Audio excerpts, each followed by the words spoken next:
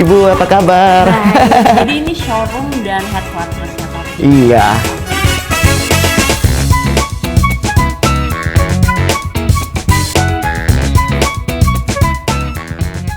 Pak, Ya. kalau Taufin ini sudah berdiri cukup lama ya Pak ya. Ah. Boleh diceritakan nggak sih Pak, berdirinya Taufin ini sampai dengan jatuh bangunnya seperti apa Pak? Oke.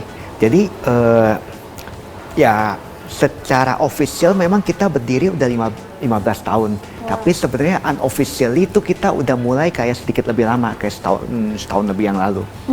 Dari from sketching the idea di kepala gitu ya.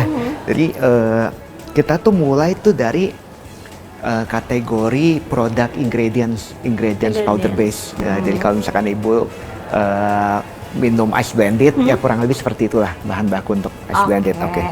Ya sebelum akhirnya kita mulai explore kategori-kategori lain. Ya sebenarnya itu cuman natural growth aja sih Bu ya. Kita lihat ada opportunity, kita mulai explore, kita mulai masuk ke kategori mesin kopi dan seterusnya aja. Sampai sekarang ada gelato, kitchen equipment segala macam. Oke, tadi dari banyaknya ya Pak ya, udah dari powder, terus juga equipment. Kan dari Taufin ini punya Taufin Apps, terus mengadaptasi teknologi. Apa yang mendorong itu semua? Jadi sebenarnya ya transformasi kita kan bukan kali ini aja ya. Dari kita berangkat dari perusahaan kecil dan kita naturally kita growth dan kita mulai bertransformasi untuk misalkan 5 tahun lalu kita mulai sedikit lebih taruh lebih banyak effort untuk kegiatan-kegiatan marketing. Nah sekarang pun sama halnya pada akhirnya kan kita mau memberikan service yang lebih baik lagi konsumen. Jadi itulah sebenarnya alasan di belakang kenapa kita develop Taufin Apps. Itu alasannya ya Pak, karena ingin memberikan yang terbaik lah. Iya betul. Nah kalau Bapak lihat kan sekarang sedang mengembangkan Taufin Apps. Apakah industri F&B akan berkembang 5-10 tahun ke depan dan menurut Bapak secara keseluruhan tuh seperti apa sih Pak industri F&B? Buat kami sih sebenarnya saya personally saya tuh ngelihat dari kacamata yang lebih confident ya. Jadi kita masih percaya bahwa ekonomi Indonesia itu kedepannya juga masih akan baik. Industri sendiri juga F&B, restoran itu kan industri yang sudah ada dari zaman dulu. Ya pastinya untuk kedepannya pun ini bukan sesuatu yang akan hilang. Betul. Iya. Apalagi kalau kita mau pikir lagi negara seperti Indonesia di mana kita widespread, gede, jadi room to grow kita itu masih besar. Karena kalau ibu lihat juga kan sebenarnya lifestyle seperti ini kan masih terkonsentrasi di kota besar. Betul. Ya tentu saja kan kota-kota yang lebih kecil akan mengadopsinya juga kan.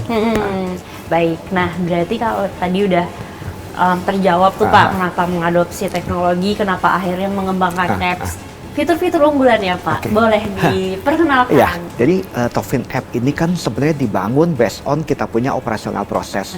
Jadi normally interaksi yang terjadi sama between kita dan konsumen kita selalu related dengan 3 hal, which is hal-hal yang related dengan pemesanan barang, bantuan apabila mereka punya kendala dengan mesin yang mereka beli dari kami, atau bantuan untuk product development. Jadi ya sebenarnya fitur-fitur itu untuk memudahkan interaksi between konsumen dan kita.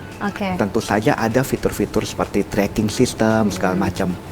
Ya untuk memberikan kenyamanan. Sebenarnya yang lebih pingin saya ceritakan adalah fitur-fitur AI kita.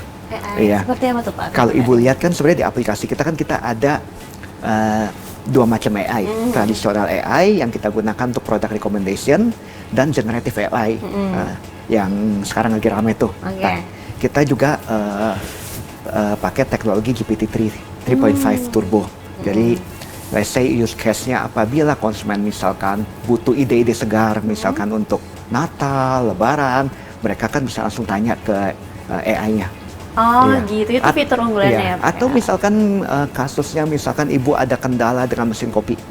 Jadi misalkan mesin kopinya kedap-kedip. Ya instead of ibu tanya mesti telepon kami, cari teknisi segala macam, ibu bisa tanya aja kan. Itu again untuk memberikan kenyamanan buat customer kita. Nah Pak, tadi kan fitur-fitur unggulannya sudah disebutkan. Apakah fitur-fitur unggulan dari Taufin Apps akan menjawab behavior dari konsumen ya Pak? Menurut saya ya sebenarnya kalau kita ngomongin consumer behavior, negara kita widespread ya, dan rentang usianya juga luas. Udah gitu juga mungkin kita ngomongin sosial ekonomi juga berbeda. Kayaknya agak sulit kalau kita mau menyamaratakan behavior konsumen. Jadi tapi buat kita itu kita ngelihatnya tuh kayak kita menyediakan rute buat konsumen untuk berinteraksi dengan Tovin. Kalau misalkan konsumen itu lebih nyaman dengan misalkan interaksi, misalkan let's say chatting, ya rute itu masih dibuka kok. Atau misalkan mau lebih konvensional lagi pakai fax, itu pun juga rutenya masih ada. Tetapi apabila customer itu lebih adaptif dengan digital technology, ya tentu saja mereka bisa menikmati lebih banyak fitur apabila mereka menggunakan Tovin Apps-nya kita. Baik, dengan adanya inovasi Tovin Apps ini Pak, apakah akan mengurangi atau meniadakan offline-nya Tovin Pak? Jadi sebenarnya sih enggak ya, kita nggak ngelihatnya kayak gitu. Kita tuh ngelihatnya kayak kita nyediain rute aja buat konsumen. Ya terserah mereka nyamannya tuh gimana. Jadi yang cara-cara konvensional juga masih dibuka kok. Ya tentu saja kalau misalkan mereka mau pakai Tovin Apps, lebih banyak fitur-fitur yang mereka bisa nikmatin. Nah Pak, tadi apakah Tovin Apps ini didukung oleh ekosistem perusahaan yang matang Pak? Dan ekosistem ini seperti apa Pak mendukung Tovin Apps ini? Oke, jadi transformation menurut saya kan dari dalam keluar. Betul. Ya kan, internalnya kita sendiri yang mesti kita educate dulu. Nah, untuk promosi-promosi nantinya tentu saja kita lakukan. Cuman menurut keyakinan saya, pada akhirnya kan konsumen yang akan decide, ya kan, apakah effort yang kita hadirkan itu berguna nggak untuk bisnisnya mereka. Ya kita yakin apabila fitur-fitur itu berguna, mereka akan menggunakan produk-produk ini, produk Tovin Apps ini.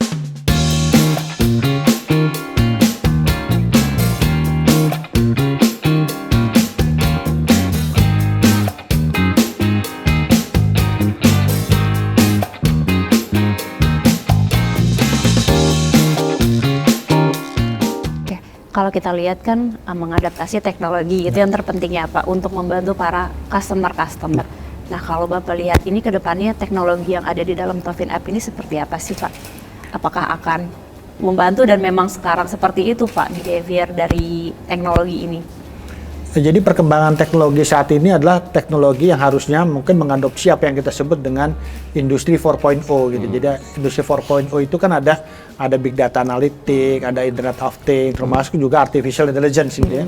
Dimana juga sekarang juga ramai penggunaan ChatGPT untuk bagaimana mempermudah ya kita dalam kehidupan lah gitu ya, mencari data, informasi, dan ini sudah diadopsi di aplikasi ini ya, sehingga memang tentunya secara teknologi ya ini udah cukup bagus gitu ya, karena ada teknologi kecerdasan buatan, ada kemudian penggunaan ChatGPT, dan juga mungkin juga teknologi-teknologi lainnya adalah bagaimana ini bisa juga menyediakan layanan end-to-end ya, dari orang melihat produk, membeli produk, sampai juga melakukan pembayaran dalam satu sistem.